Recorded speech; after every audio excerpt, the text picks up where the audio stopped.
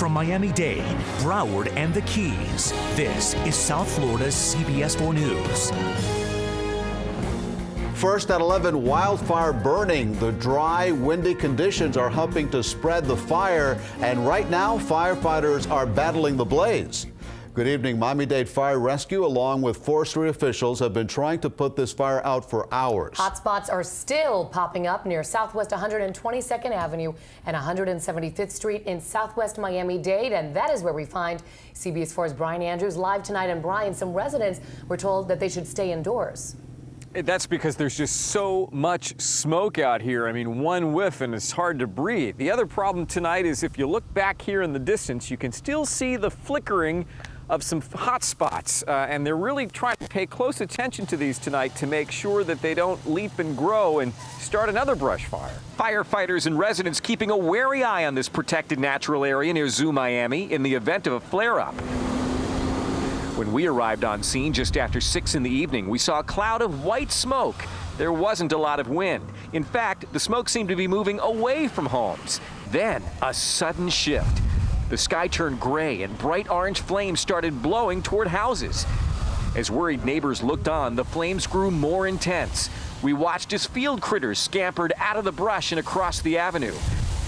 Miami-Dade Fire Rescue had a plan. They made sure the hydrants were working and moved their heavy equipment into place. The flames were growing more intense and uncomfortably close.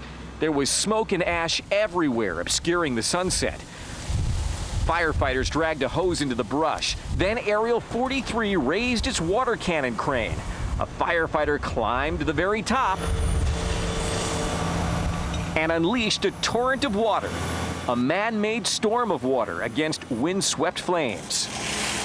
They were able to intervene right in time and, save the communities. And in a matter of minutes, the threat of flames advancing over the avenue towards homes was neutralized.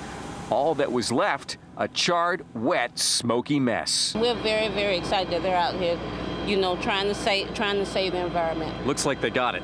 I think they do.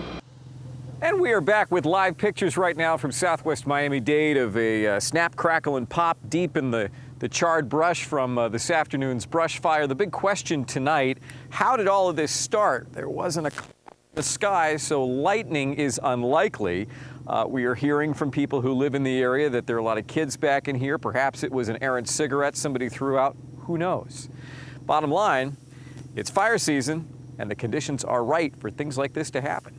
Reporting live from Southwest Miami-Dade, I'm Brian Andrews on CBS 4. It's a one-way ride no one would ever hope to make, a trip to the hospital in the back of Air Rescue. CBS 4's Brian Andrews flies with flight medics who work the night shift with BSO's Air Rescue. You've heard of the golden hour, but in Broward County, it's all about 7 minutes. Here I go. Yep. For Air Rescue, nighttime is prime time. Once patients are in the back, Okay, rock and roll. Broward General. it's 140 miles an hour You're gonna have to slide me the monitor. and hopefully just around 7 minutes to the closest trauma center. That patient needs to be in surgery within an hour's time. When we arrive on scene, we want to be off that scene within 7 minutes. Air Rescue to fire. Captain Mike Kane has been with BSO for 20 years, 15 of them in the air. Open the latches, open the clamshell doors, and inside we have our primary stretcher and our backup stretcher. Cramped quarters, but they make it work. In every case, a life depends on it. I have 3 children, and it's very difficult. A day doesn't go by where I don't reflect upon that and actually see my children's eyes in the faces of a lot of these patients that we transport. BSO launches an air rescue when it looks like it'll take more than 20 minutes for a ground unit to transport a patient to the closest trauma center. On a busy day, we could transport in upwards of 3 or 4 patients during our shift. From children to the elderly, they've flown them all. Trauma doesn't discriminate. We're always waiting for that next call to happen. And that's how the calls go out, followed by the rush to get in the air. Your heart rate goes from 0 to 100 instantaneously. Papa 512 back on. Deputy Carl Spear has been flying air rescues for more than a decade in Broward. Everything we go to is a life-threatening event. And your medics are really your right and left hand. They are, absolutely. When lives are at risk, speed and safety are paramount. We want to be off the ground with a patient in our care as soon as humanly possible. BSO's flight teams work some crazy hours. This is not a traditional 9-to-5 job. We're away for 24 hours at a time, sometimes longer. You need 3 people on the airpad. And if you're an adrenaline junkie, it's a job for you. We certainly can outrun any ground unit by a long shot. With the golden hour ticking away, BSO uses 7 minutes as their goal. From touchdown to takeoff, ETA is going to be about 6 minutes. again from liftoff to hospital delivery. We're all links in a chain, from the pilot to the flight medics. We work in tandem, hand in hand, to accomplish a job. A job where the clock is always ticking. Air 85 airborne, allowed to Broward. And lives hang in the balance. Nothing tops this as far as I'm concerned. I'm Brian Andrews, CBS 4 News Tonight. CBS 4's Brian Andrews live in Miami tonight with this family's story. Brian? Well, based on the extent of her injuries, it would appear that this tourist from Michigan did indeed take a plunge 3 stories from that 3rd story there down to the sidewalk here at 4th and Ocean in Miami Beach. But get this, nobody saw anything. Nearby surveillance cameras didn't capture anything. And nearby neighbors said they did hear something go thud in the middle of the night on May the 6th. But beyond that, there's no other proof. The woman's family says police are treating this as an accident that resulted in a severe spinal cord and brain injury for 26-year-old India Sims of Jackson, Michigan. Does anybody know what happened for sure? We have no idea. Just a guess. Just a guess, but we're baffled. They had found my sister, they said laying on the sidewalk.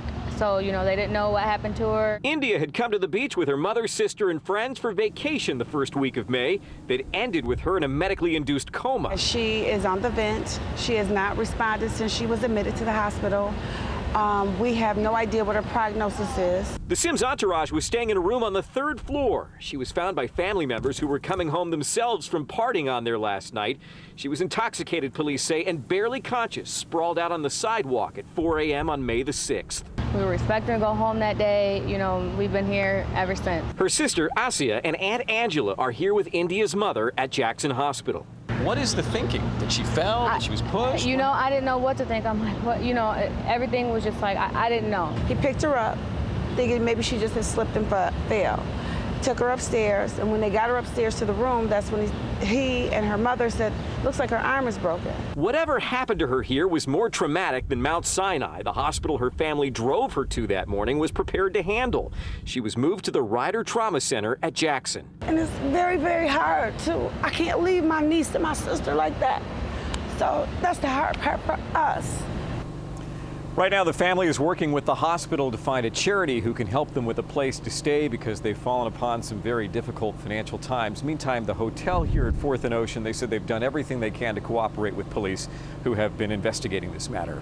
Live on the beach, I'm Brian Andrews on CBS 4. Well, Elliot, 27 stab wounds, a gunshot blast to the head, a severed throat. Analysts say the guilty verdict was no surprise in this case. Now the question, will Arizona have a 4th woman on death row? I would much rather die sooner than later. Jodi Arias telling the Phoenix Fox station minutes after the verdict was read she prefers death to life in prison. Is this your true verdict? Yes. Arias said she wasn't expecting premeditated murder. For me, yes, because there was no premeditation on my part. I can see how things look that way. The jury decided Arias murdered her boyfriend, Travis Alexander, back in 2008. There's so much evidence in that house.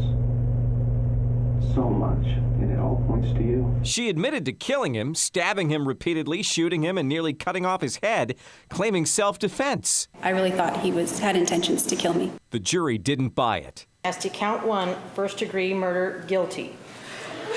I said years ago that I'd rather get death than life, and that still is true today. I believe death is the ultimate freedom, so I'd rather just have my freedom as soon as I can get it. After the verdict, hugs and tears in the courtroom. So many twists and turns in a court drama rife with sex, lies, and digital images, and videotaped handstands in the police interrogation room. A legal drama many found riveting. a plot with the now convicted villainess so many found revolting. Justice for Travis. You have to be calloused with emotions. If you can slit another person's throat and stab them in the back and then go make out with somebody else, she's an animal. Travis Alexander's family is now planning to file a civil wrongful death lawsuit against Jodi Arias. Tomorrow, the jury begins the next phase of her trial when they'll determine if she should be sentenced to death. I'm Brian Andrews, CBS 4 News Tonight.